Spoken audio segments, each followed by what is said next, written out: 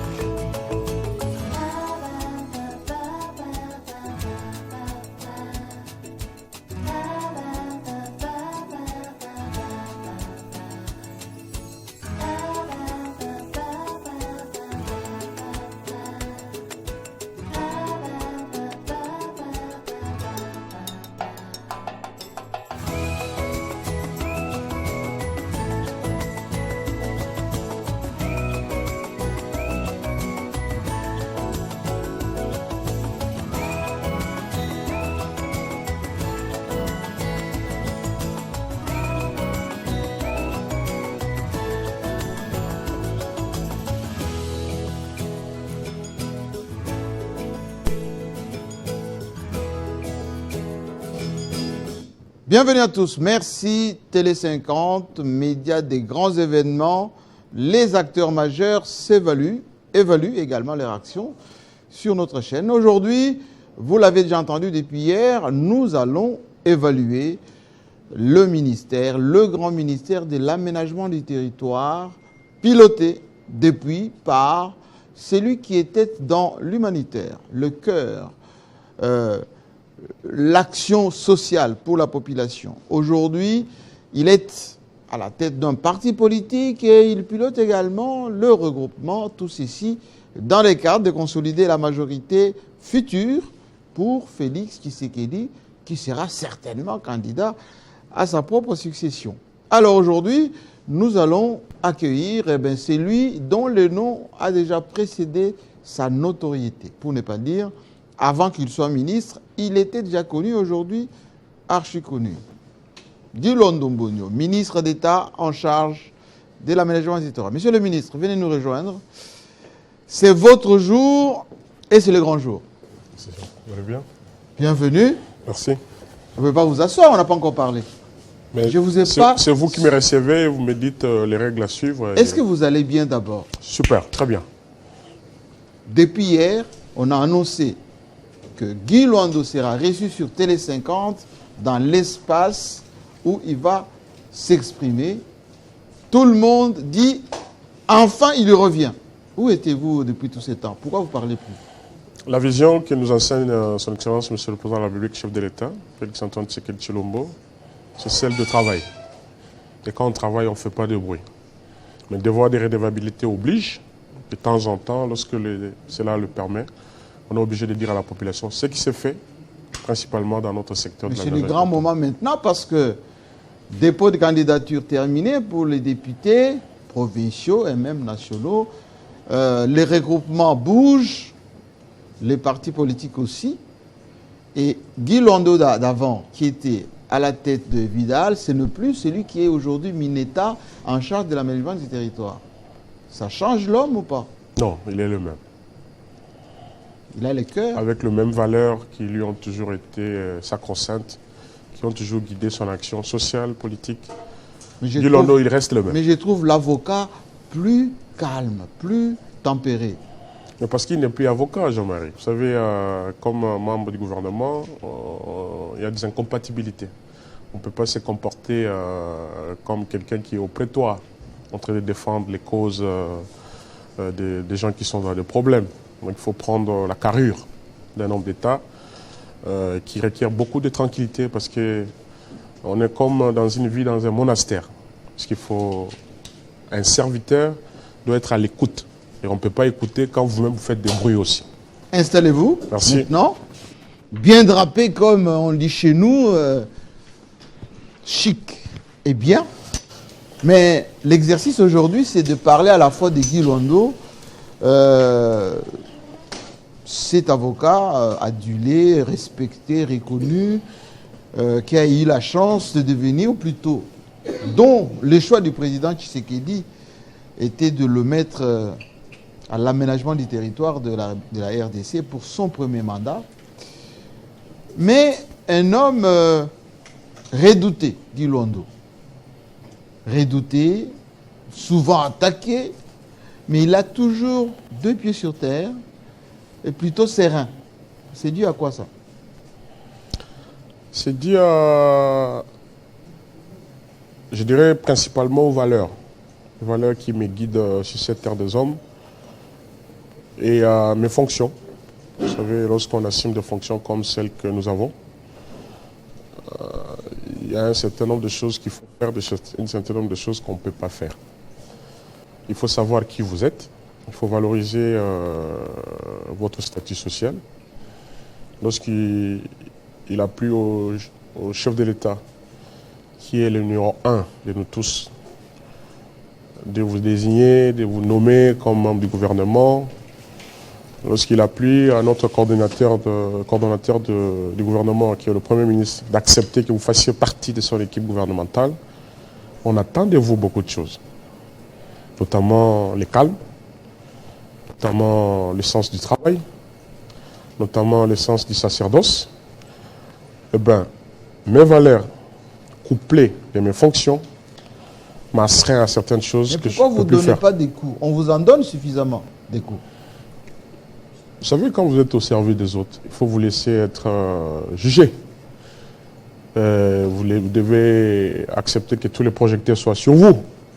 Sinon, si vous ne voulez pas, il ne faut pas être un homme d'État. Il ne faut pas travailler pour la nation. Il ne faut pas être dans les institutions. Quand vous faites vos affaires privées, vous ne verrez jamais ce genre d'attitude. Exemple, quand vous étiez à Vidal, vous faisiez énormément de choses. Mais les fléchettes, ça tombait moins que maintenant. Vidal continue, oui. Mais sauf que c'est incompatible. Il y a une vice-présidente qui assure la gestion quotidienne, qui est mon épouse, qui s'occupe de ça. Vidal continue. Les actions pour la santé, l'éducation, on continue. Il n'y a rien qui s'est arrêté. Sauf que moi, Guy Luando, je ne peux plus assurer la gestion quotidienne de cette fondation. Mais ça, on a compris, mais avant, pourquoi on était plus gentil avec vous quand vous étiez dans Vidal, que maintenant vous êtes ministre d'État? Eh bien, les projecteurs sont plus sur vous et les fléchettes en même temps. Jean-Marie, vous avez plus de 100 millions de familles, 100 millions de personnes. Ouidal, ce n'était pas le cas. C'était une affaire privée, c'était une initiative privée d'un philanthrope. Mais là, vous avez plus de 100 millions qui attendent de vous. Qui vous regardent? Ah ben absolument. Il faut intégrer ça. Donc l'effet geste, le mouvement. Tout. C'est suivi même dans votre vie privée. Parce qu'il faut intégrer ça. Cette approche-là, c'est que quand on est un homme d'État... Ça vous affecte ou pas lorsqu'on touche à vos... Mais c'est un choix. C'est un choix. J'ai fait ce choix, je l'assume, je l'assumerai. Alors, j'aimerais bien que vous regardiez ce que nous avons fait ici à Télé 50, vous concernant, parce que les 65 questions que j'ai reçues, vous les aurez au fur et à mesure. Et vous allez voir que ce n'est pas aussi facile de s'appeler Guy Londo. Ce n'est pas facile. Voici.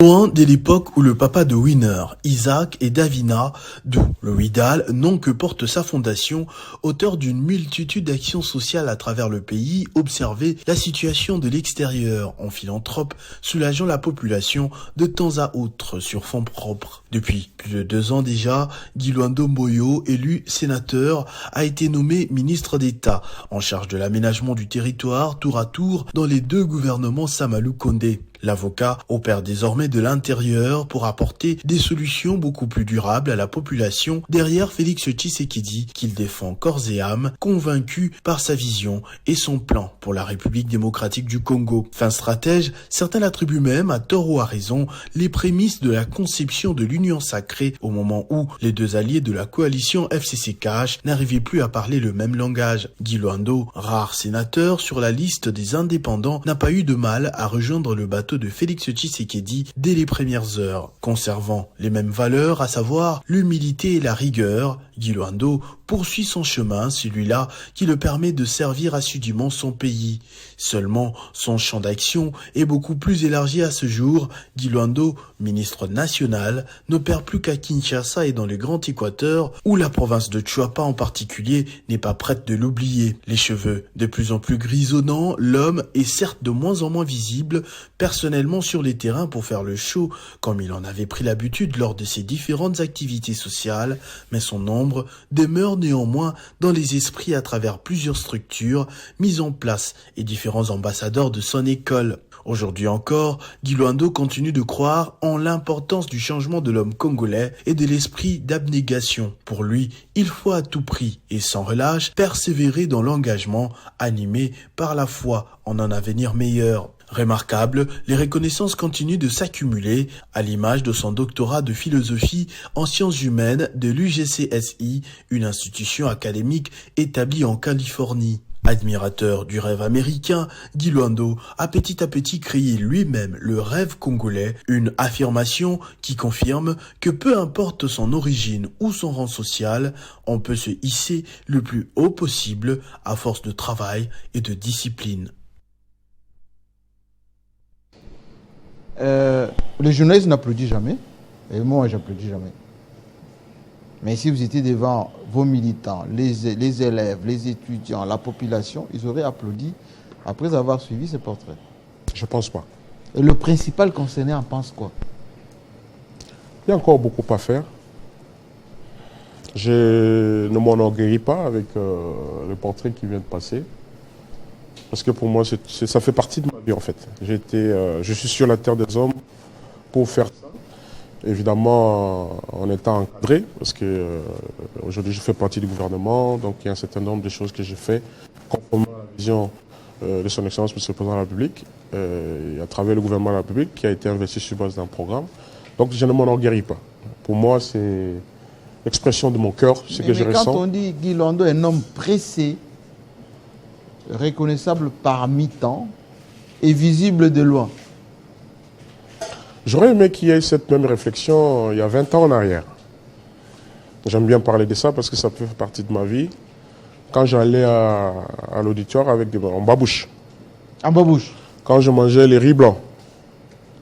Quand je devais encadrer les amis de ma promotion pour se payer le Minerval. Quand je faisais le pied de Procoqui jusqu'au campus à pied, on passait par la ligne 11. Vous avez connu ça, vous? Je vous parle de ma vie, hein. Je vous parle de ce que je suis. J'aurais aimé qu'il y ait cette même énergie en son temps. Malheureusement, la nature humaine, elle est ce qu'elle est. Moi, je regarde vers l'avant et j'avance, je fonce. Comment on peut passer de l'Équateur jusqu'au sommet de l'État? Pas au sommet. Enfin, presque. Non. Au gouvernement, c'est pas ministre d'État, c'est pas tous les jeunes de l'Équateur qui les sont. Hein. Dans ça, il y a le destin, le sens du travail, parce qu'il y a une facette que les gens ne connaissent pas. J'ai beaucoup aimé un peu les commentaires du journaliste qui a décrit Christopher Ochoukoum. oui, les couleurs de mes cheveux. Oui, grisonnant. Moi-même, je ne réalisais pas. Et quand je regarde quelques années en arrière, c'est vrai, les cheveux, ça veut dire qu'il y a un travail. Un travail ardu qui se passe au sein du gouvernement pour évidemment répondre aux préoccupations de la population, principalement dans le secteur de l'aménagement. Mais quand on travaille, quand on me dit sérieux, il y a la récompense. Et des fois, quand on travaille, on a l'impression que vous n'êtes pas, on ne vous regarde pas. Et voilà que nous avons été choisis parmi tant d'autres. Ce n'est qu'un privilège de faire partie du gouvernement de la République pour servir la nation. Et la transition s'est opérée comment? De l'homme Vidal, philanthrope, plutôt au service, à l'homme d'État qui devient ministre, encadré par un protocole avec des codes, etc. Comment on fait cette transition? Ce n'est pas mécanique. Vous savez, il y a des gens qui disent que moi, quand je grandissais, je rêvais d'être un footballeur. Un autre vous dira, il était au couvent, en train de servir les seigneurs. Aujourd'hui, il se retrouve en train d'être au gouvernement. Il y a certaines grandes personnalités aussi, elle était au couvent. Elle n'est plus sœur religieuse aujourd'hui. Donc cette transition, ce n'est pas mécanique. C'est le destin, c'est la vie, et c'est votre parcours, il faut le prendre comme tel. Les hauts et les bas, il faut prendre la vie du bon côté. Est-ce que ça change l'homme? Ça change en termes de prise de conscience. Vous avez dit tout à l'heure, par exemple, comment vous prenez les choses sur vous, oui, comme un homme d'État ou comme un citoyen lambda. Et donc ça forge. Ces responsabilités font partie d'une école de la vie qui vous forge votre personnalité, votre perception du monde, votre façon de voir les choses, votre façon de réagir. Des fois, vous vous dites, quand j'étais à telle époque, je ne pouvais pas réagir comme ça. Ou si j'étais à telle époque, peut-être que la réaction que j'ai aujourd'hui, je ne pouvais pas l'avoir. Donc, les responsabilités de la vie nous enseignent beaucoup. Et c'est ce qui est arrivé en moi et comme c'est dans la vie de plusieurs Alors, personnes. on dit, c'est l'homme qui fait les postes. Autrefois, quand on parlait du ministère de l'aménagement du territoire, développement rural, ce sont les petits ministères. C'est les ministères pas d'envergure, etc. Comment expliquer que votre ministère aujourd'hui est plus que visible? Alors, il n'y a pas de petits ministères. Si? Non, du tout. Pour exploiter le service public dans le cadre de l'organisation de l'architecture gouvernementale, le socle de tout, c'est la vision sur laquelle tous ces ministères vont fonctionner. Quand la vision est claire, et aux côtés de ça, il y a un programme. Vous savez que tout gouvernement est investi sur base d'un programme. Lequel de programme, en ce qui nous concerne, nous faisons partie du pilier 5 du gouvernement de la République, le pilier aménagement du territoire. Quand la vision est claire comme celle du chef de l'État, Félix-Antoine Tshisekedi Tshilombo, pour l'organisation du pays, cela va faire à ce que les autres sectoriels, en ce qui nous concerne par exemple, nous avons connu une migration. L'aménagement en son temps était comme une simple direction au sein des autres ministères. Par exemple, l'urbanisme, d'où nous fonctionnons jusqu'à ce jour par le décret de 1957 sur l'urbanisme, soit comme une direction au sein des infrastructures, soit à un moment donné, il y avait même le ministère des CAT, donc le ministère de décentralisation et aménagement du territoire. Donc on a connu un peu trop de migration, trop de changements dans l'appartenance au niveau du ministère, jusqu'à ce que, en 2017, cela d'abord est parti de la volonté du constituant, donc de la Constitution de 2006, telle que complétée et modifiée en 2011, qui a voulu à ce que, au regard de l'article 203 de la Constitution, pour affirmer le secteur de l'aménagement du territoire comme un ministère, comme un service à part entière. D'où le déclenchement même du processus de la réforme qui a commencé en 2017. Donc, on est parti de la volonté du constituant qui a rencontré une vision éclairante et éclairée de celui à qui revient la charge de conduire la destinée de la nation. Il y a un programme du gouvernement qui a valorisé ce secteur. D'ailleurs, c'est maintenant qu'on a élevé ce ministère au rang du ministère d'État pour montrer combien la vision qui est celle du chef de l'État encourage le secteur de l'aménagement du territoire. Alors, question directe. Quand vous arrivez à ce ministère, vous êtes avocat, la première appréhension, c'était quoi? Qu'est-ce que vous y avez trouvé et qu'est-ce que vous avez impulsé? Je me rappelle que la première expression de Guy Londo, ministre, c'était « nous allons réformer ». Mais vous avez trouvé quoi dans ce ministère? Alors, comme nous sommes arrivés, la première des choses, on a fait un état des lieux pour savoir ce qui a été fait, ce qui est en train d'être fait et ce qui doit être fait. Cet état des lieux nous a amené à constater un certain nombre de choses, que ce soit au niveau de la gestion des agents et cadres de notre ministère, sur la réforme qui était engagée depuis 2017, comme j'ai dit, qui devrait permettre à doter le pays de ce qu'on appelle les outils de planification spatiale. Donc cet état des lieux nous a permis de comprendre la problématique. Et vous avez dit, on est juriste, ce ministère, vous savez, en droit administratif, il y a le principe de la spécialité. La compétence, c'est l'attribution en droit administratif. Et donc, il y a une ordonnance, numéro 22/03, du 7 janvier 2021, qui attribue les compétences au ministère. Et nous, comme aménagement, j'espère que c'est important pour que les gens comprennent. Il faut que la régie nous envoie un peu les éléments d'illustration, mais j'aimerais bien... Exactement. Donc, dans ces attributions... Votre état d'esprit, quand vous êtes arrivé à ces ministères, oui. Vous avez eu peur? Ou vous avez dit, ma foi, il y a tout à faire ici. Il faut tout chambouler. Du tout. Je vous ai dit qu'il y a eu un état des lieux. Cet état des lieux nous a permis de comprendre la problématique, parce que l'aménagement du territoire est au centre de toutes les politiques, tous les programmes et les projets publics de développement. Tout tourne autour de l'aménagement du territoire. Autour de l'aménagement du territoire. Qui est, comme on le dit, en termes de définition, c'est la manière de répartir sur l'ensemble du territoire national les personnes et les activités de manière cohérente. Et parmi les outils de planification spatiale, comme j'ai dit, il y a ce qu'on appelle le schéma national d'aménagement du territoire, les guides méthodologiques qui vont permettre à ce que les provinces, les entités des territoires décentralisés, TD, puissent se doter. Parce qu'on ne peut pas construire n'importe comment. On ne peut pas se réveiller un matin, on dit, on va faire une autoroute ici, on va construire des aéroports à tel endroit, on va faire des centres de santé. Non, non. Cela doit être cohérent. C'est pensé avant. C'est pensé avant, et ça, c'est le rôle qui fait ce travail en amont. D'où l'aménagement, c'est un ministère carrefour. C'est un ministère transversal. C'est comme ça que dans l'opinion, les gens ont tendance à confondre l'aménagement avec les infrastructures, avec l'urbanisme. Parce que, si vous lisez dans les attributions au point 4, nous sommes chargés de la rénovation, de la conception et de la construction de nouvelles villes. Mais l'attribution est claire, en étroite collaboration avec le ministère des Transports. C'est comme ça que quand on me voit, par exemple, pour les questions de l'aéroport, avec le ministère des Transports, il ne faut pas que les gens s'étonnent. Parce que beaucoup de gens s'étonnent beaucoup. Oui, on vous voit quasi partout. Oui, voilà. Parce que nous, on est au centre. Nous, on planifie.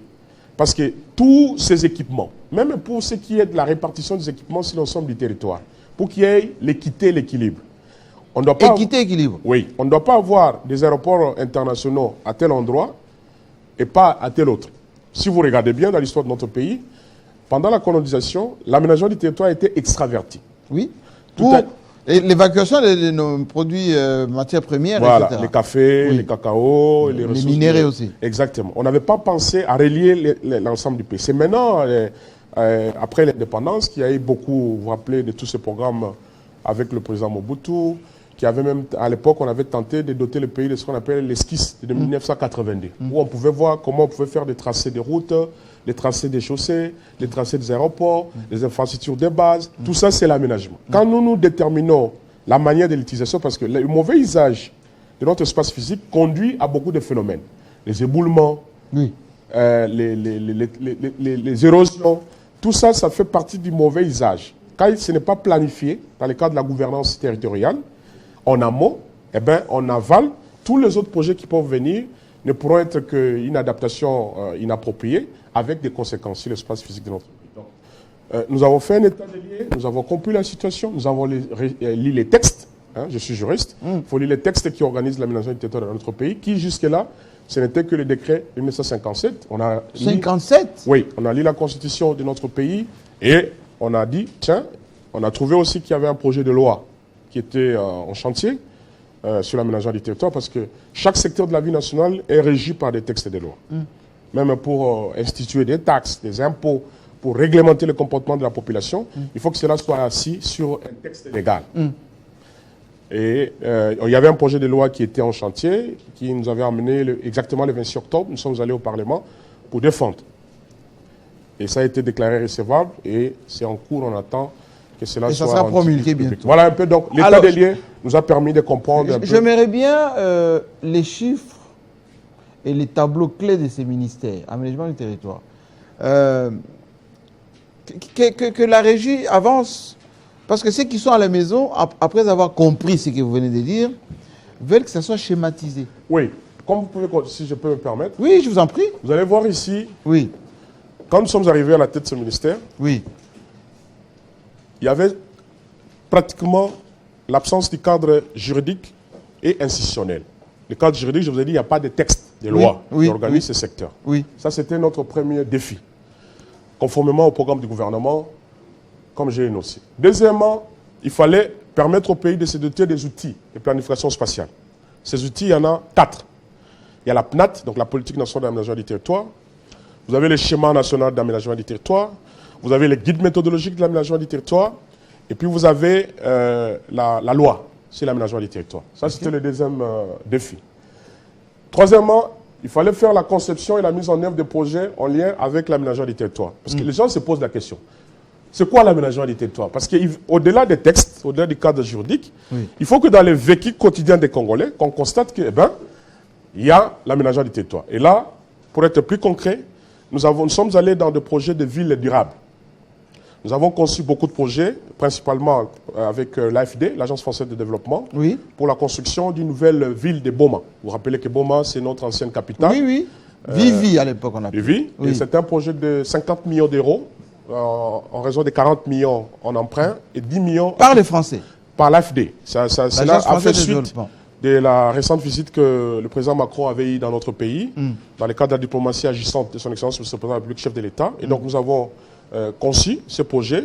Il y a le comité interministériel qui a été institué et les études vont commencer pour pouvoir concevoir une ville durable, donc une ville qui répond aux normes écologiques. Et les perspectives d'avenir, c'est ce qui nous a amené.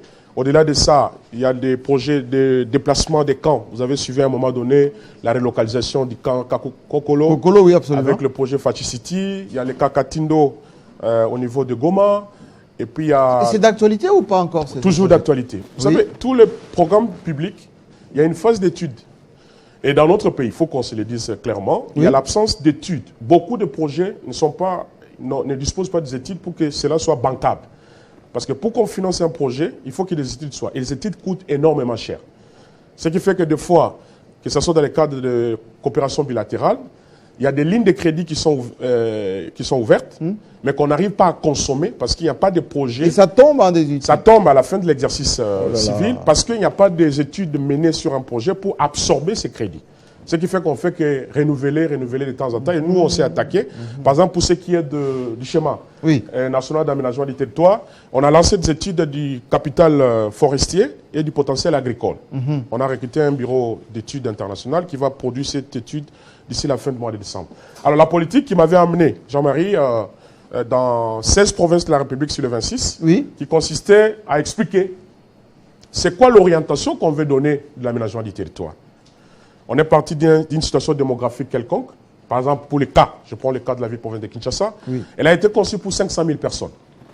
Moins d'1 million. Moins d'1 million. Aujourd'hui, on est à plus de 15 millions. Encore que, vous savez, il y a un grand effort qui a été fourni par le gouvernement de la République, toujours dans la vision du chef de l'État, pour que nous puissions disposer enfin des cartes nationales d'identité. Et vous avez vu, le chef de l'État lui-même a obtenu sa carte. C'est pour quand? Le 30 juin. Non. On vous suit, Guillaume. Ça, mon collègue... l'intérieur. L'intérieur, le vice-premier ministre s'en occupe. Avec le premier ministre, tout a été déjà lancé. Et donc, le deuxième outil de planification, c'est le plan, les guides méthodologiques, Oui. qui vont permettre à ce que les provinces, jusqu'au niveau, vous savez, les découpages administratifs, jusqu'au niveau des ETD, donc des chefferies, puissent disposer de ce qu'on appelle les plans simples d'aménagement du territoire. Ces plans, ça ne s'élabore pas n'importe comment. Cela est élaboré sur base de normes, sur base des règles qui sont contenues dans les guides méthodologiques qu'on a déjà approuvés au cours... Et vous les avez, ces guides-là? C'est déjà disponible et c'est en train d'être fait parce que ça a été élaboré en collaboration avec, que ce soit les peuples autochtones, les populations locales qui avaient des représentants ici. Et au niveau, vous savez que le ministère de l'aménagement du territoire, c'est un ministère qui est sur l'ensemble du territoire national. D'ailleurs, dans le cadre de l'organisation administrative, avec le VPM de la fonction publique, nous avons pu revoir les cadres organiques qui a fait à ce que nous sommes partis de 7 directions. On en a maintenant 10, avec 7 directions standards et 3 directions de métiers. Et donc, la vulgarisation des guides méthodologiques se fait au niveau local. Et les schémas, comme j'ai dit, dès que l'audit va finir, cela va nous permettre d'avoir un document de planification qui va nous aider, comme j'ai dit, la répartition des activités. La répartition des ouvrages sur l'ensemble du territoire doit se faire de manière cohérente et conformément à ça. C'est ce qu'on appelle le schéma. Depuis 1982, que le pays disposait d'une esquisse, c'est pour la première fois... Et vous avez fait ça? Oui, on est en train de finaliser. Okay. Mais le gros du travail qui reste, c'est l'audit. Parce que l'audit du capital forestier va nous permettre de savoir, vous savez un peu, dans le cadre de finances vertes, dans le cadre des enjeux climatiques, il faut qu'on sache nos forêts... crédit carbone, etc. Oui, nos forêts représentent quoi?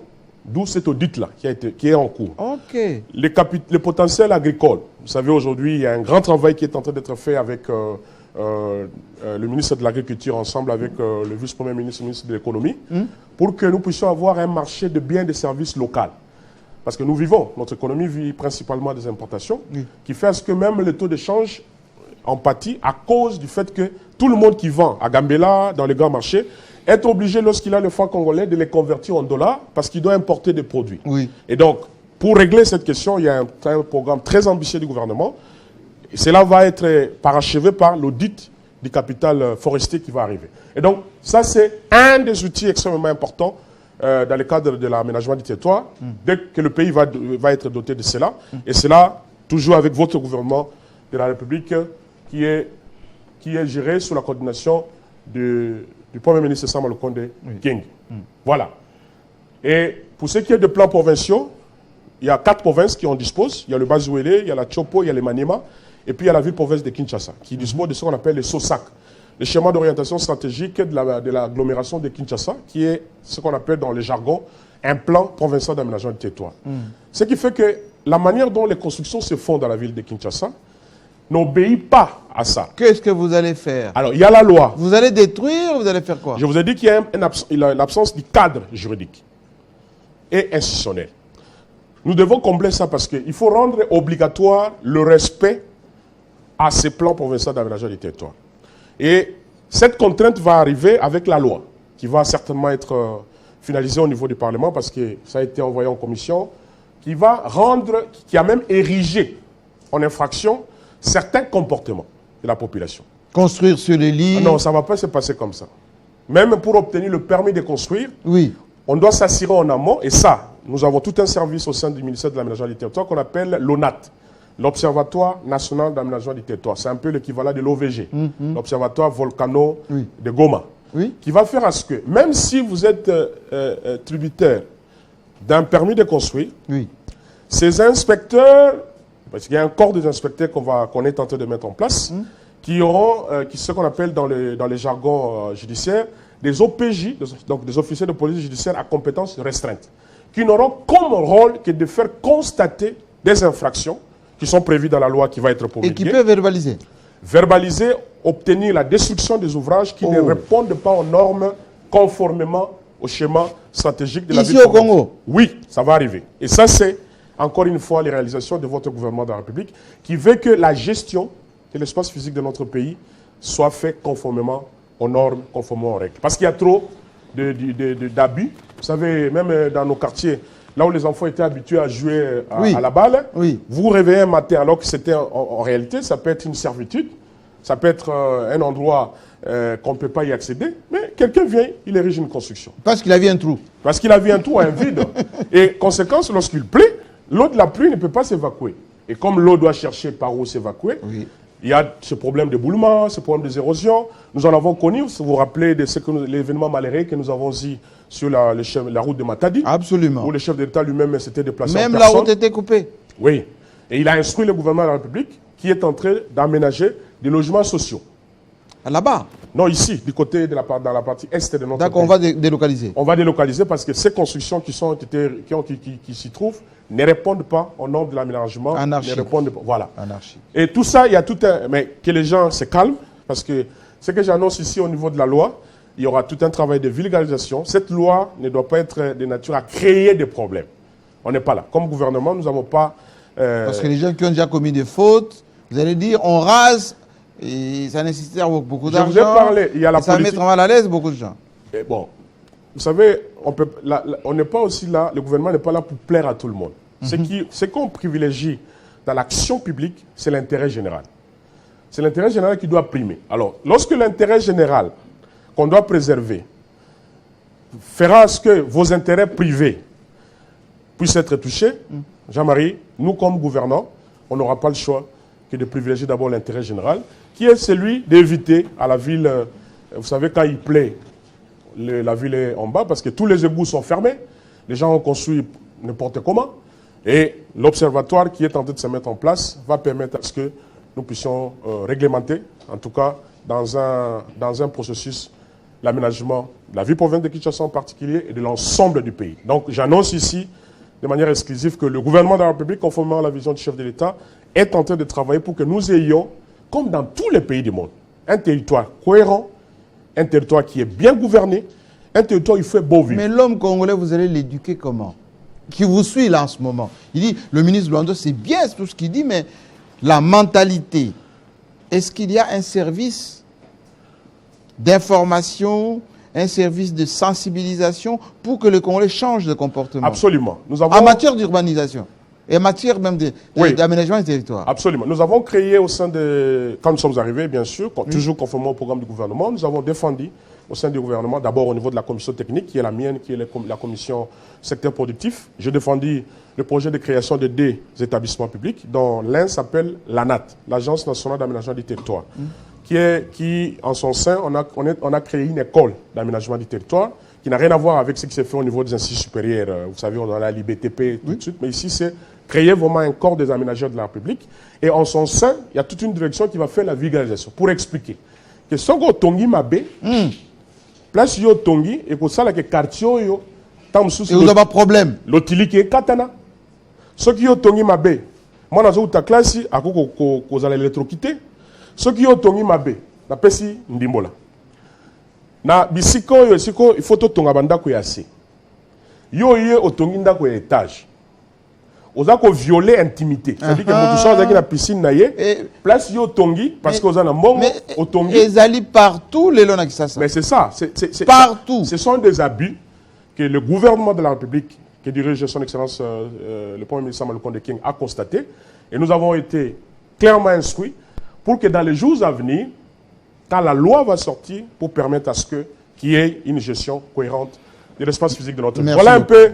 J'aime quand. Mais c'est de la grande pédagogie au ministère. Oui, mais c'est important. Mais nous n'allons pas nous fatiguer. Nous allons aller. Je crois il y a la société civile. On va faire des forums, on va faire des matinées d'explication. Parce qu'on est dans une situation où tout le monde trouve que c'est normal. Vous savez, la Gombe, là aujourd'hui, vous me recevez ici. Kalina, à l'époque, il y avait des résidences. Il y avait des normes. Il y avait des résidences basses. Aujourd'hui, toute la Gombe se transforme en immeuble. Eh bien, sous l'œil complice ou complaisant du gouvernement. Non, c'est comme ça que le gouvernement a constaté. Il a fait un constat qu'il y a l'absence d'un cadre légal et un cadre institutionnel. Le cadre institutionnel, je vous ai dit qu'il y a l'ANAT qui a été créée, l'Agence nationale d'aménagement du territoire.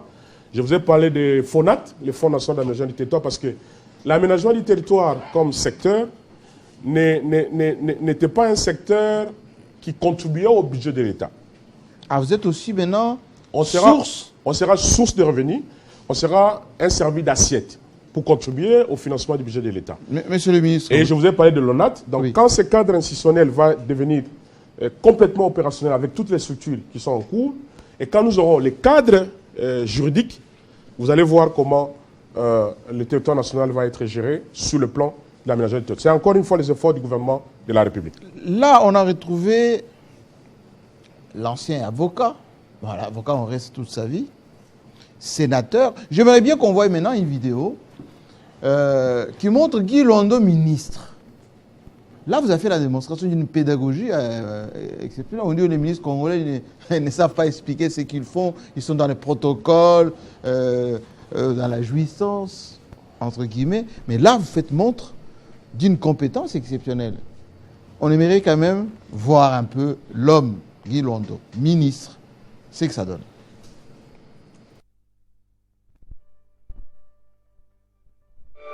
36 hommes, 16 femmes, désignés comme des warriors, entendaient par là des combattants censés relever la situation socio-économique et surtout sécuritaire du pays constamment volatile. Parmi les 52, en bonne position, le ministre d'État en charge de l'aménagement du territoire Guy Londo Mboyo. Dynamique, intelligent, solidaire et respectueux à l'égard de tous sont les mots qui reviennent le plus souvent de la bouche de ses différents collègues quand il faut parler de lui. Ambitieux, l'homme lance tout de suite des initiatives remarquables telles que le projet Revit consacré à la vulgarisation des instruments de réforme de l'aménagement du territoire. Guy Londo Mboyo et de tous les déplacements possibles dans l'intérieur du pays comme à l'extérieur, Turquie, Chine, France, Belgique ou ailleurs, l'aménagement du territoire est toujours dans les fardes de Félix Tshisekedi et Jean-Michel Samalou Kondé.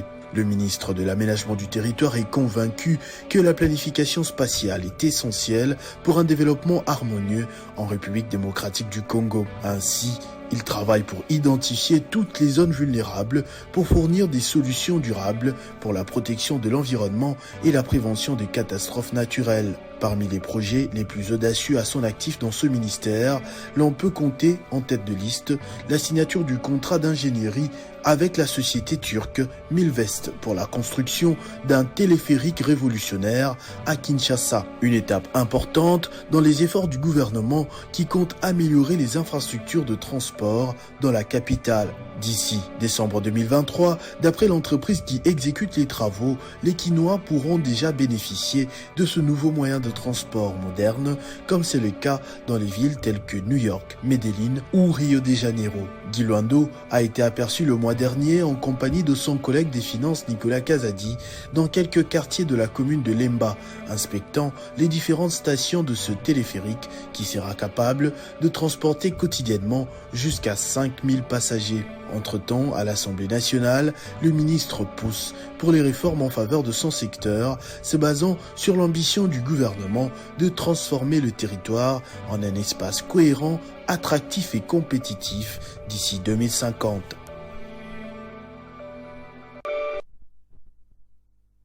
C'est un homme pressé.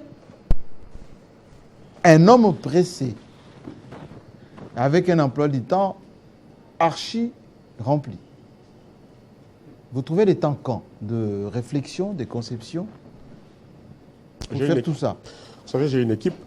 Un ministre, il travaille avec un cabinet. Et il est complété par l'administration. Donc c'est un travail qui s'est fait en équipe. Je ne suis pas le seul, même si je suis à la tête de ce ministère, mais j'ai des collaborateurs qui m'accompagnent dans cette lourde mission d'aménagement du territoire. Mais les grands axes des sous-ceci, c'est vrai que vous avez un programme du gouvernement et que le président de la République vous rappelle à chaque fois. Mais comment vous situez les priorités? Vous les déterminez comment? Ces priorités sont contenues dans le programme du gouvernement. Toutes les priorités. Lorsqu'on dépose le programme du gouvernement et on sollicite l'investiture au niveau de l'Assemblée nationale, ça veut dire que ce sont là vos priorités comme gouvernement. Et le programme du gouvernement est décliné en termes de missions et des actions à mener. Comment expliquer que la perception du Congolais est que le gouvernement ne fait pas assez, ou ce que le gouvernement fait ne correspond pas à nos propres besoins? Oui, parce qu'il y a une habitude qui s'est installée. Aujourd'hui, quand vous allez expliquer à quelqu'un, parce que comment ça se fait dans la pratique pour ce qui est de l'aménagement du territoire? Oui. Quelqu'un qui a de moyens, il recourt à un architecte, il dit, écoute, je veux construire R+4. Et l'architecte, il va sur Internet, il prend des croquis ou il prend des modèles de maison et il lui propose. Et il commence à construire. Quand le monsieur construit, il ne sait pas si l'endroit où il érige cet ouvrage, ça a été destiné, affecté pour ce type d'ouvrage ou pas. C'est une question d'habitude. Alors, à cette personne, quand vous dites non, ici, on ne peut pas construire parce qu'on vous a parlé du problème de la vulnérabilité de notre sol. Oui. Parce qu'il y a des zones qu'on déclare des zones non aedificantes. Exemple, Kinshasa est sur une espèce de nappe oui. Alors, il y a des espaces non aedificantes. Oui. Parce que quand on fait l'évaluation des risques, cet endroit est vulnérable. Vous avez vu ce qui s'est passé récemment, des événements malheureux qui a eu à Calais. Oui. C'est parce que les gens... Oui, c'est un éboulement. Voilà, parce que les gens construisent n'importe comment. Dans une pente. Oui. D'où je reviens encore sur le cadre dont le gouvernement de la République veut à tout prix connaître ce cadre légal, qui est la loi, j'insiste sur la loi d'aménagement du territoire, qui va permettre à ce que les gens ne pourront plus construire n'importe comment. Et on ne pourra plus obtenir des permis de construire n'importe comment. Et même si vous avez le permis de construire... On peut l'annuler. Les inspecteurs de l'aménagement du territoire vont passer à chaque fois sur les chantiers pour vérifier la qualité des matériaux que vous utilisez. Ok. Parce qu'on a assisté à un moment donné à des écroulements. Ça s'est écroulé ici. Oui, parce que quelqu'un, quand il a déjà son permis, pour lui c'est bon. Il fait les travaux, l'ouvrage est achevé. Si c'est à usage résidentiel, il fait louer immédiatement. Si c'est à usage commercial, il affecte ça à ses activités. Vous voyez ce que je veux dire? Mais les vies humaines qui vont y habiter, il n'y a pas un travail qui se fait en amont et en aval pour vérifier, certifier la qualité de l'ouvrage. D'où le gouvernement de la République est en train de doter maintenant le pays d'un cadre institutionnel, un cadre légal, qui va maintenant réglementer ce secteur de l'aménagement du territoire. Monsieur le ministre, vous savez que nous sommes suivis à travers le monde. Les gens commencent à envoyer maintenant des questions. Il y a M. Marcel Kazali qui est à Paris, là en ce moment, et qui vous pose deux questions. La première, quel est le résultat de vos multiples voyages à l'étranger? Parce qu'on a vu quelques photos tout à l'heure où Guy Luando, partout, en train de parcourir le monde. Ça donnait quoi? Alors, d'abord, il faut dire à ses compatriotes, je lui remercie pour la question. Marcel Kazadi. Oui, les déplacements des membres du gouvernement à l'étranger ne se font pas n'importe comment. Parce qu'il y a soit un ordre de mission qui vous est établi, et dans l'ordre de mission, on précise l'objet de votre visite à l'étranger. En ce qui me concerne, je me suis rendu... Là, par exemple, vous êtes en Chine? Alors là, avec le président chinois. Alors là, par contre, c'était pour accompagner, j'ai eu ce privilège de faire partie des membres du gouvernement qui ont accompagné aux côtés du chef de l'État le VPM Lutundula, oui, qui est le VPM des Affaires étrangères et francophonie, où il y a eu cette visite historique qui a été réservée à son Excellence, M. le Président de la République, par son homologue, le président chinois, Xi Jinping. Voilà. Mais dans le cadre de mes attributions, par exemple, nous nous sommes rendus dans le cadre de la COP 27 oui, à Sharm el-Sheikh, où j'ai été en Égypte, aux côtés de maman ministre d'État, maman F. Bazaïba, dans le cadre de la RDC qui était le pays co-organisateur de la COP 27 avec la République égyptienne. Oui. Donc ça, c'était dans le cadre de l'environnement, parce que vous savez, qui dit environnement, dit l'aménagement du territoire. Nous nous sommes aussi rendus en Algérie, où nous avons été faire des échanges d'expériences avec la République algérienne, qui est très avancée en matière d'aménagement du territoire, où j'ai été reçu par ma collègue, la ministre algérienne. J'ai fait des visites pour voir un peu comment ils construisent leurs routes, comment ils organisent l'espace physique de leur pays. Et il y a même un partenariat qui a été mis en place pour qu'il y ait la formation.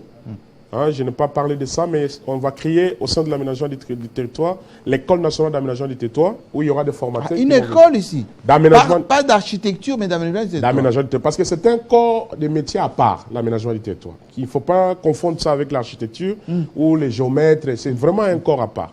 Il y a le corps des urbanistes et puis les aménageurs. Oui, absolument. C'est un profil assez particulier qui répond à d'autres normes. Et j'ai eu aussi le privilège d'être aux côtés de son Excellence, Monsieur le Premier ministre Samuel Condé, dans le cadre de la cérémonie d'investiture du président Erdogan. Ça, c'est dans le cadre de la diplomatie. Ah oui, j'ai vu tout à l'heure avec le président turc. Oui, mais cela nous a permis aussi d'échanger avec nos homologues turcs dans le cadre des échanges de partage d'expérience. Oui. Et voilà. Donc, le téléphérique, là, c'est avec les Turcs, non? Ou même l'aéroport. Les Turcs vont construire l'ouvrage, oui, mais la technologie qui va être utilisée, c'est la technologie de la compagnie Poma, qui est une entreprise française. Oui. Et je vous ai parlé, par exemple, avec...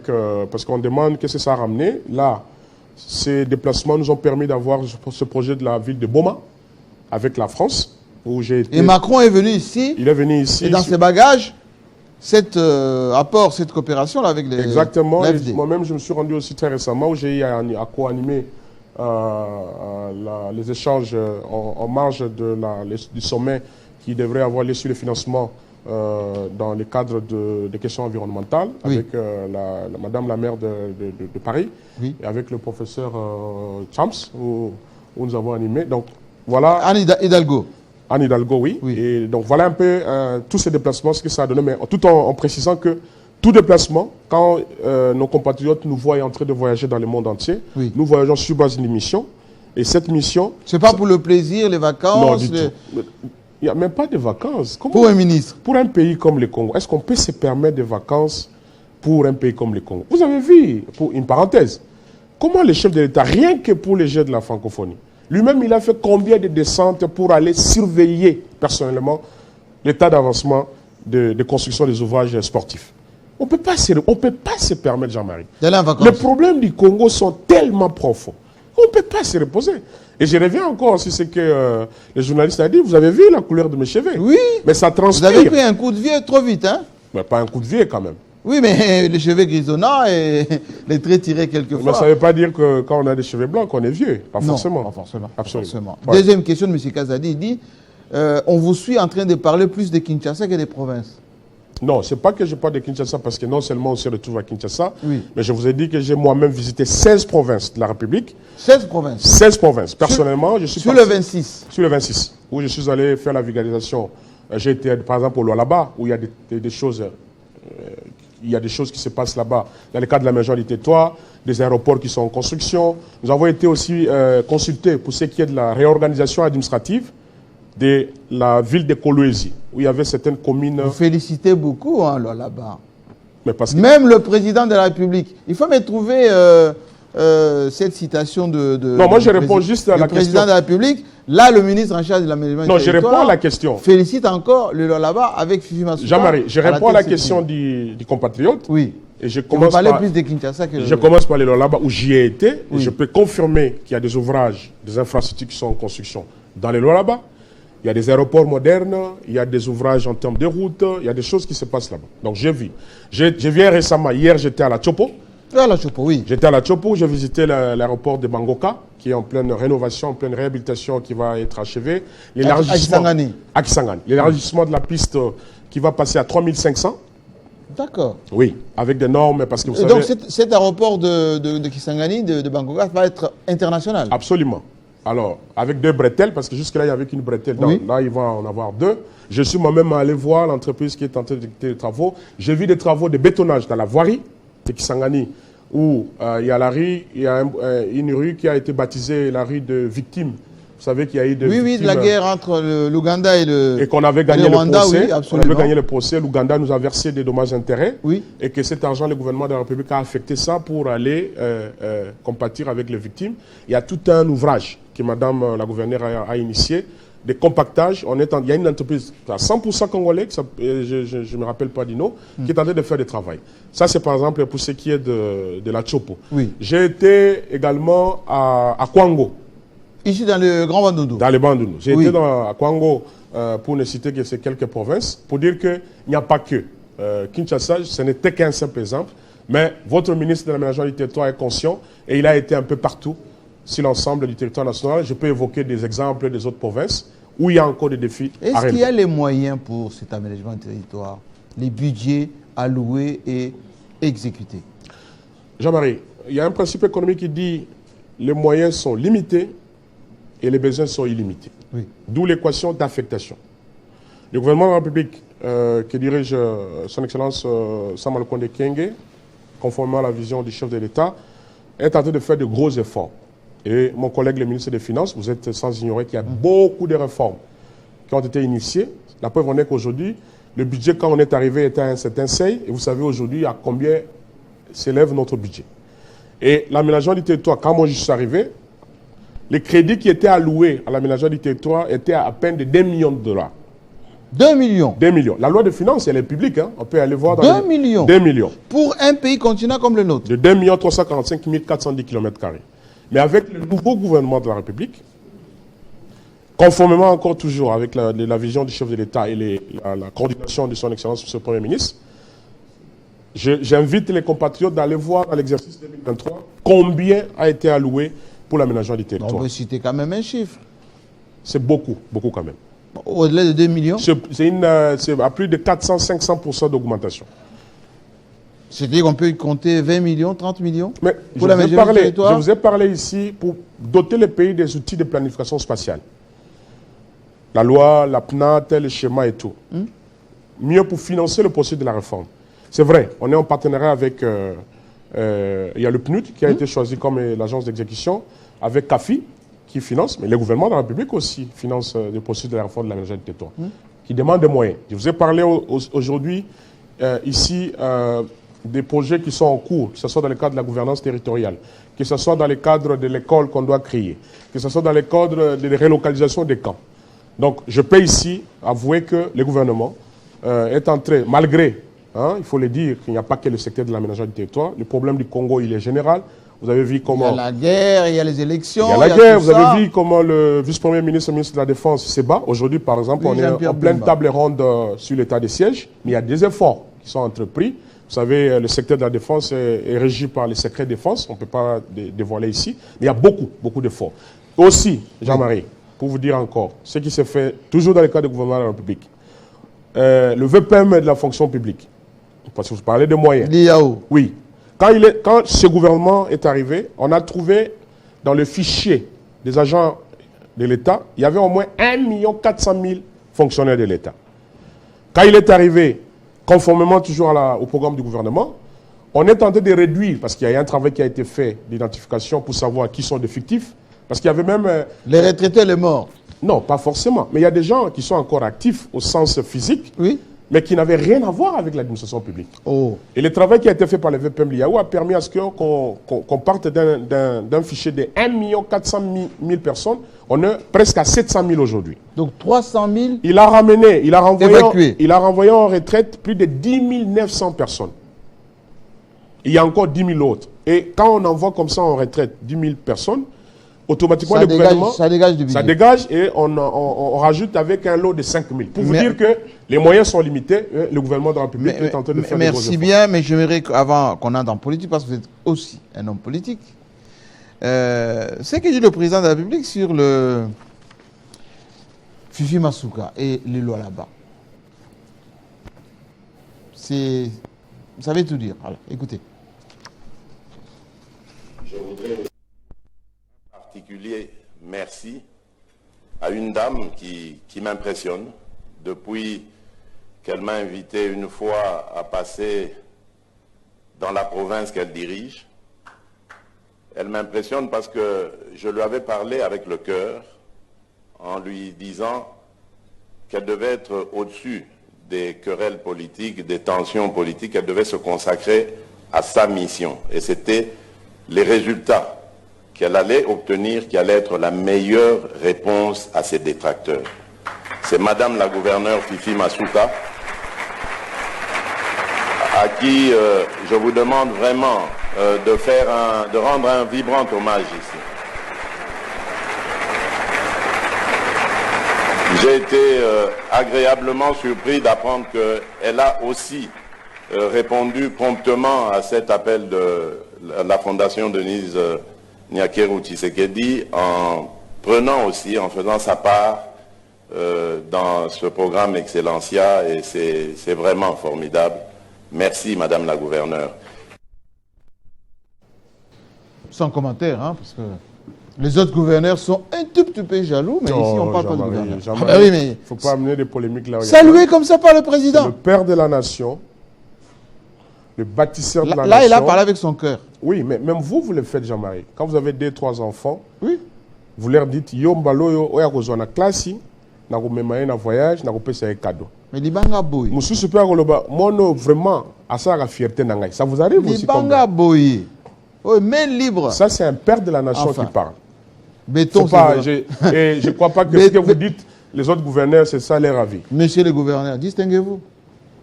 Moi aussi, je vais le dire. Distinguez-vous. Et puis ceux qui combattent Masuka, maintenant, bon, je vais faire la parenthèse. Je reviens à nous. Je verrai maintenant qu'on regarde l'homme politique. Vous êtes devenu l'animal politique maintenant. Que vous voulez ou non, vous avez créé un parti politique. Le sénateur indépendant d'hier est devenu ministre ayant son parti politique. Il y a des plateformes, des regroupements qui se forment en vue des futures élections. J'aimerais que vous regardiez et puis on va parler politique maintenant parce que là, il n'y aura plus de langue de bois. Hein. Ça, je peux vous dire.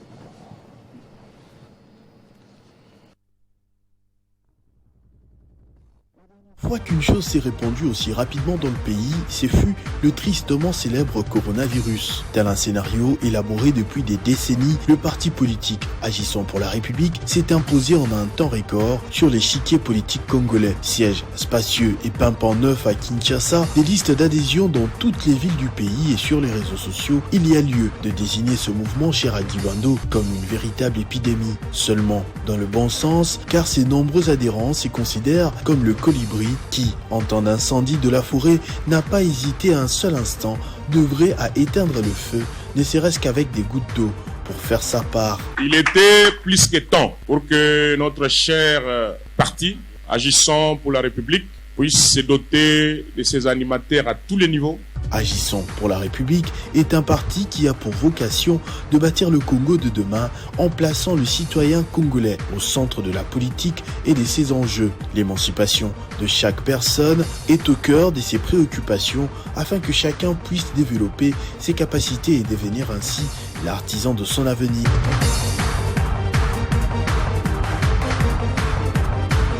Mobilisateur, Guy Luando ne manque pas des ressources, que ce soit dans le pays, comme il l'a démontré au stade de Martyr, à la sortie publique de l'Union Sacrée, ou encore dans ses différents déplacements à travers le pays, dans le nord, le sud, l'est ou l'ouest.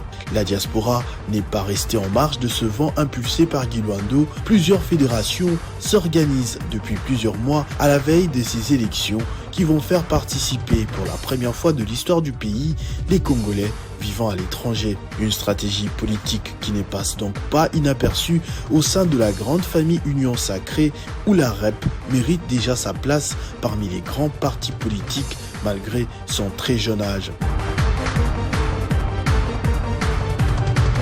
Agissons pour la République a su attirer l'attention de l'opinion plusieurs fois, tel que lorsqu'il a initié une pétition contre la balkanisation du pays. Une initiative qui a mis d'accord tout le monde, y compris des apolitiques comme les stars de la chanson. Son secrétaire général, Pascal Kanga, avec le mandat du parti, effectue en ce moment même une tournée à travers le pays visant une formation sur l'idéologie du parti, le social-libéralisme, mais aussi pour sensibiliser sur le bien fondé d'un deuxième mandat à accorder au président de la République actuelle.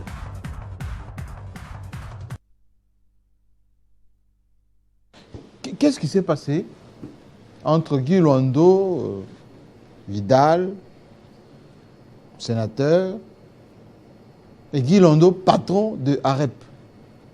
Il n'y a rien qui s'est passé. Moi, j'ai fait un jour, par curiosité, je suis allé à Limité voir le siège, enfin, de AREP.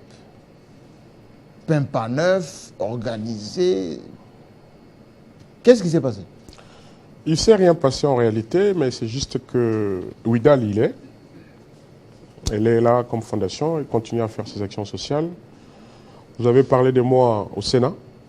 J'étais élu sénateur indépendant de la province de la Tchopa, où j'ai dans mon actif toute une initiative législative sur la loi sur la recherche scientifique et innovation technologique, laquelle loi a été votée à l'unanimité par tous les sénateurs. Ça a été envoyé en deuxième lecture au niveau de l'Assemblée nationale. Et quand il y a eu la mise en place du gouvernement de l'Union Sacrée, il a plu à la très haute autorité du pays de nous choisir pour faire partie de l'équipe Sama Lukonde. Et voilà comment on s'est retrouvé. Mais ce parti politique, j'ai dit, on a l'impression que c'est bulldozer. Vous faites un beau siège, bien organisé, drapeau bleu partout, vous avez pris des cadres. Mais l'ambition, c'est quoi? Vous voulez damer le pion à qui? C'est pas quand même beau siège, c'est vrai. Vous savez, on peut pas. Il y a beaucoup de partis politiques qui n'ont pas de siège qui partis, tiennent la route. Hein. Les partis pris comme une institution doivent avoir une adresse, doivent avoir une présence physique. On peut pas avoir un parti. Mais votre siège, là, parmi les sièges des partis qu'on voit à Kinshasa ici, il n'y a pas photo. Hein. Je ne me permettrai pas, c'est moi, journaliste. Par respect pour c'est moi, journaliste. Tous les autres acteurs politiques de notre pays, à faire cette comparaison. Moi, je ne peux pas. Nous, on a fait, comme on dit dans notre jargon, c'est toujours les colibris. Nous, on fait notre part. Après, on ne regarde pas ce qui s'est fait ailleurs. Nous avons estimé qu'il était important, pour donner du sérieux à notre démarche, de doter notre parti d'un siège, pas seulement ici à Kinshasa. Il faut le dire que nous sommes dans les 26... vous êtes tous en province? Oui, dans toutes les 26 provinces de la République. Ce parti incarne une vision, même si, vous savez, aujourd'hui, j'ai droit à la réserve, parce que je suis membre du gouvernement de la République. Je ne peux pas venir dans un plateau de télévision parler du parti politique qui est à REP, qui est mais vous n'avez pas droit. Je suis là pour parler de l'aménagement. Mais vous êtes un homme politique. Jean-Marie, je suis là pour parler de l'aménagement du territoire, ce qui s'est fait conformément au programme du gouvernement et conformément à la vision du chef de l'État. J'aimerais que vous invitiez le secrétaire général du parti AREP, M. Pascal Kanga, qui vienne vous parler du parti. Il est le bienvenu. Oui, c'est mieux. Pour ce qui concerne AREP, permettez-moi. Je préfère vous parler avec les animateurs du parti. Les gens vont m'en vouloir si je ne vous pose pas la question, mais vous êtes de la Chouapa, Guy Luando. Il y a des leaders là-bas au Grand Équateur. Moi, je suis journaliste et je suis bien informé. Avec Jean-Pierre Mbemba, ça va? Il n'y a jamais rien entre moi et mon grand frère Jean-Pierre. Pardon. Oui.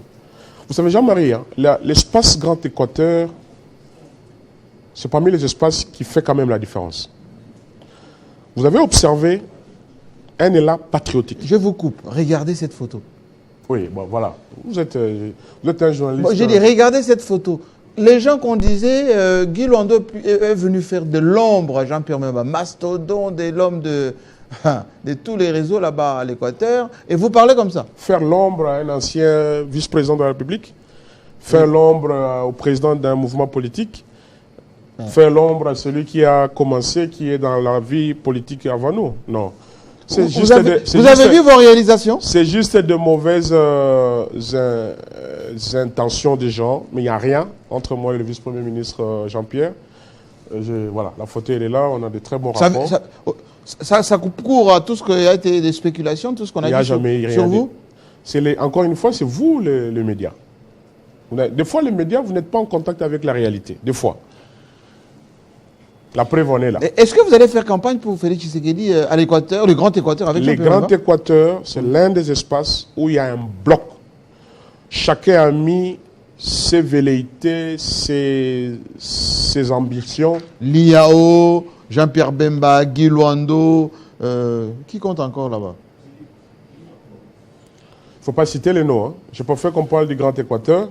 Parce que celles et ceux... Vous-même complétez à la maison. Non, Jean-Marie, celles et ceux qu'on ne va pas citer les noms risqueront d'être vexés. Jean-Lucien Boussa. Moi, je ne peux pas citer les noms. Tout ce que je peux vous dire à ce stade, c'est que le Grand Équateur, femmes, hommes politiques, de toute tendance, du moins pour celles et ceux qui croient à la vision du chef de l'État, tous sont rangés. Et vous allez voir les résultats que le Grand Équateur va offrir au chef de l'État au mois de décembre. Avant que Félix Tshisekedi aille là-bas, vous avez précédé là-bas. Oui. Mes caméras étaient déjà sur place. Vous êtes parti faire quoi? Vous savez qu'il y avait eu la conférence de gouverneurs. Oui, oui, oui. Il y a eu des aménagements qui devaient être faits en termes de l'endroit où devait se dérouler cette conférence de gouverneurs. Je suis aussi originaire de l'espace. Oui. Je n'étais pas seul. Attention. Il y avait beaucoup d'hommes et de femmes politiques de l'espace qui étaient partis, dont certains membres du gouvernement en son temps, de Sama 1.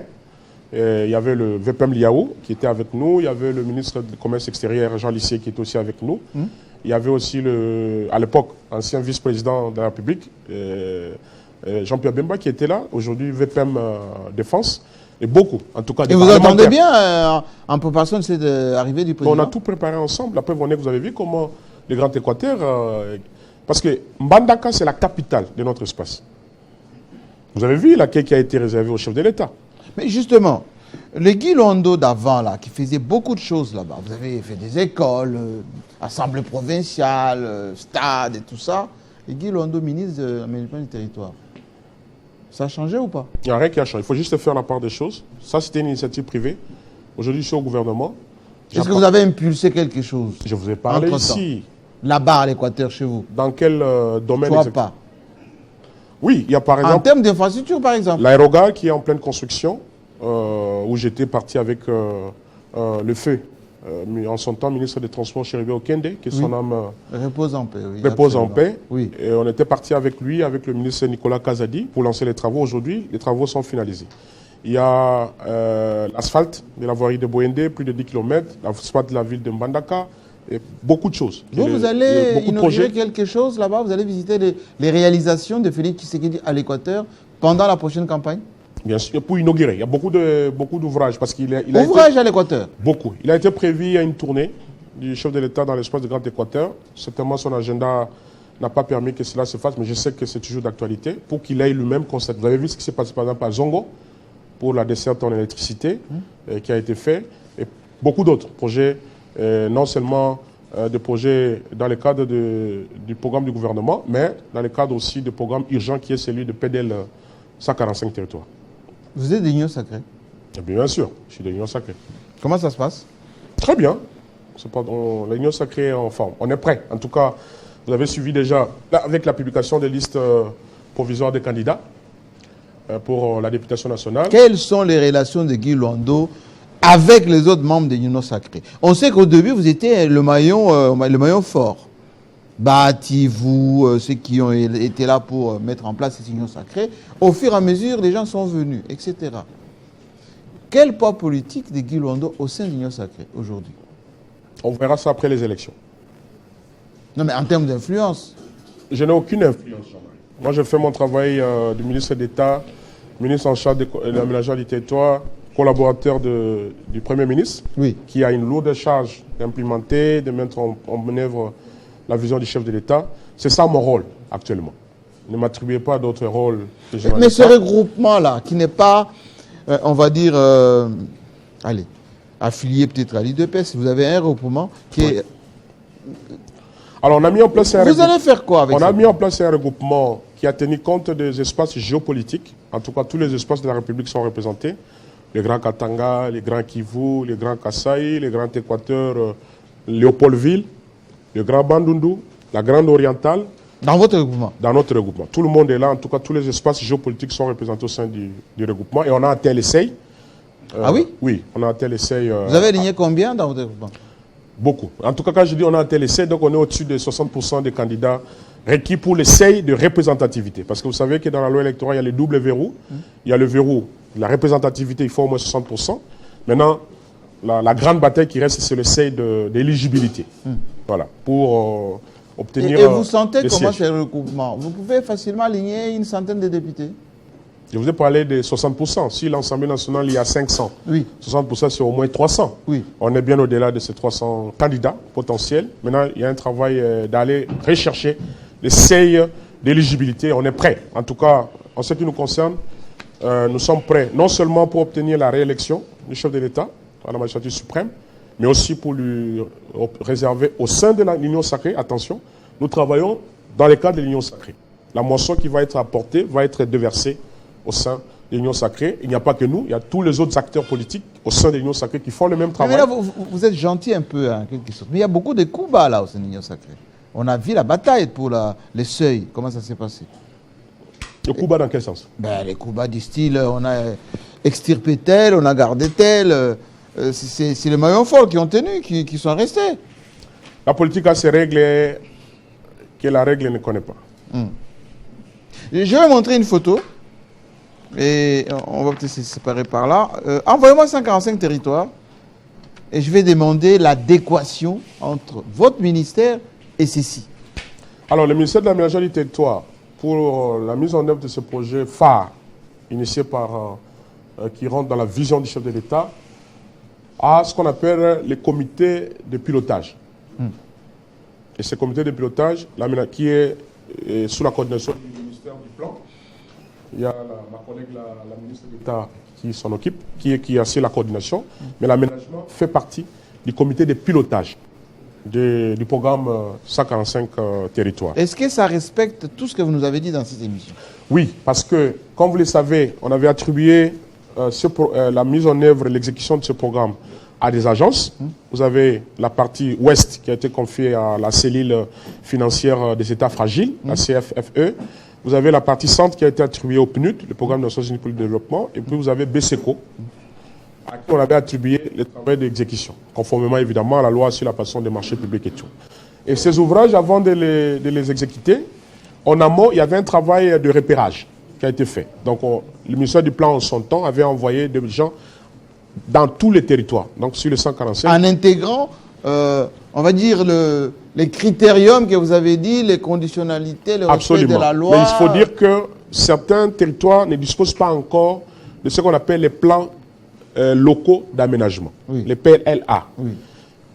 Et donc, quand on a évolué, parce que ce programme, on est à la phase d'exécution, mais il y a eu d'abord la phase de préparation.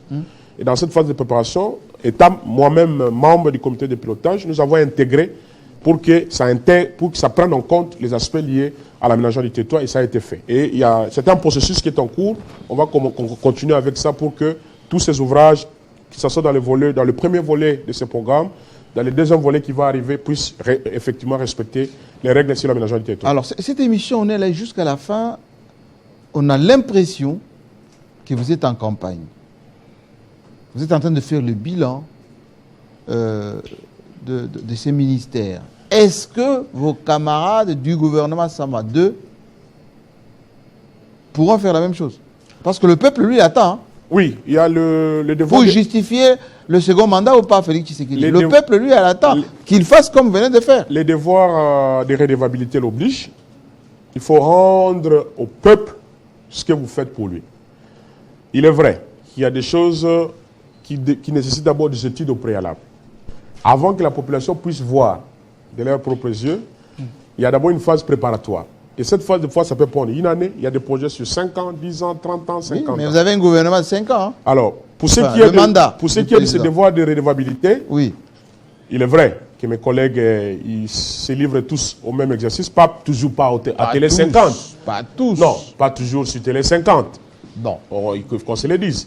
J'ai mon collègue, le ministre de la Communication et porte-parole du gouvernement. Qui était à votre place. Oui, mais il y a 4 jours. En fait, lui, il porte la voix de tous les gouvernements. Mais il ne pourra pas parler avec autant de pertinence et de précision qu'on venait de le faire. Je sais, renseignez-vous, faites un monitoring, mais je sais que vous avez par exemple suivi lors du l'an 2 du gouvernement de la République. Son Excellence, M. le Premier ministre Sama Lukonde s'est livré à cet exercice. C'était à l'hôtel du gouvernement où les professionnels de médias étaient venus, il s'est livré, il a décliné son programme, ce qui a été fait et ce qui reste à faire. Et je sais qu'il le font et il le fera encore davantage parce que pour aller solliciter encore le suffrage de la population, il faut leur dire ce qui a été fait pour elle. Est-ce que vous savez... il y a une dernière question qui tombe. Mettez-vous debout. Je vous la pose debout. On me demande, Guy Londo est devenu un homme politique ou il reste encore l'homme de cœur qui nous a fait plaisir avec Vital? Ça, c'est la question qui vient de tomber. En tout cas, ce que je sache, je n'ai pas encore subi une intervention chirurgicale sur mon cœur. J'ai le même cœur, avec la même configuration. Mais la politique est cynique, hein, la politique. Pas forcément. Cette politique dans laquelle nous avons la chance d'y baigner, celle qui incarne la vision du chef de l'État, vous savez, c'est une autre vision pour le Congo. Il faut dire que le Congo est en train d'être bâti. Aujourd'hui, grâce à cette grande vision, il y a plus de 5 millions d'enfants qui vont à l'école, dans le cadre de la gratuité. Vous avez vu le programme de 145 territoires. On doit doter notre pays de plus de 1210 écoles. Près de 760 centres de santé. Je vais arriver. Pas de campagne. Je vais arriver. Non, il n'y a pas de campagne. C'est de la redevabilité. Les opposants vont dire, vous avez fait par belle, ils ont utilisé le moyen de Télé 50 pour faire la campagne. Non, on sait que je sache, les élections sont au mois de décembre. Oui. Et nous avons jusqu'au mois de décembre pour expliquer à la population ce qui a été fait, ce que nous comptons faire et ce qui reste à réaliser. Ça, c'est un devoir de redevabilité. Regardez cette caméra-là. Et donc, pour répondre d'abord à la question, le cœur de Guy Londo, il est intact. C'est un homme de cœur. Il fait tout selon son cœur. Il est toujours aux côtés, au chevet de ses compatriotes. Il les aide. Il ne le fait pas parce qu'il a beaucoup de moyens. Non. Il le fait parce qu'il a cette sensibilité qu'il a eue depuis sa naissance, d'être aux côtés des gens. Et Ouidal, fondation. Qui est gérée par quelqu'un d'autre. Non, c'est géré actuellement par ma très chère épouse. Oui, madame. Qui est Nos hommages à madame. Oui, qui est la présidente de WIDAL. Elle continue à faire, sauf que on ne communique pas aussi autant comme c'était avant. Les gens ont l'impression qu'on ne fait plus rien, on ne fait plus rien. Non. Le cœur de Guy Luando, il est intact. Sa sensibilité pour aider est toujours là. Et il est toujours, Jean-Marie, c'est important, un serviteur pour la population congolaise. Voilà. Mais aux gens de la Chuapa, regardez, plutôt où? Ici. Ouais. Vous dites quoi aux gens de la Chuapa? Qui vous aimez tant. Maintenant, vous êtes devenu ministre national, vous leur dites quoi? Chuapa. D'abord, comme vous avez si bien dit, j'appartiens plus seulement à la province de la Chuapa, j'appartiens à la nation. Parce que je suis ministre d'État. Et par mes fonctions, je ne peux pas m'identifier à une simple province. Parce que maintenant, on est pour les 26 provinces. Mais toutefois, à cette province dont j'ai été le sénateur jusqu'à ce que je sois appelé à ces fonctions du ministre d'État à l'aménagement du territoire, je leur dis que, comme ministre d'État à l'aménagement du territoire, la Chuapa, comme tant d'autres provinces, fait partie des priorités du gouvernement de la République dans son ensemble, qui travaille sous la coordination du Premier ministre Amadou Konde Kenge. Peto Bossani Bangote. Gouvernement comme ministre national. Gouvernement de la République a si atongeli bango aérogar. Gouvernement de la République a pesi asphalte. Gouvernement de la République a tié l'otilique. Gouvernement de la République a tindi bis transco. Gouvernement de la République. Oui, na Chuapa. Il y a des bus transco aujourd'hui dans la Chuapa. Je parle, ils m'écoutent là où ils sont. Bon. Donc, na Bossani Bangote, Nazali, mais va souffrir car que moi na bango, leki na bango, leki abayaya et beleo ya Grand Équateur, et Guy Luando azaka leki abayaya nae. Azali, pe azosa la pona mboka, pour être Congo na biso, tembolamba na pembeni, il y a premier ministre na biso, pe ya tata mokonzi na biso, le bâtisseur, j'ai cité très respectueusement le président de la République. Félix Antoine Tshisekedi Tshilombo. Jean-Pierre Bemba. Merci beaucoup. J'aime que c'était un plaisir. Voilà. Et je tourne ici pour saluer en tout cas tous ceux qui nous suivent à travers le monde pour dire que nous sommes en direct sur Télé 50 et c'est l'ère des infos avec Bédrine Kingé. Bonjour, bienvenue sur le plateau. Bonjour Jean-Marie Kassamba et merci. Nous avons suivi une émission la plus attendue avec le ministre Guy Luando qui a parlé avec son cœur sur la réorganisation de l'aménagement du territoire congolais. Merci, à vous le plateau. Madame, Messieurs.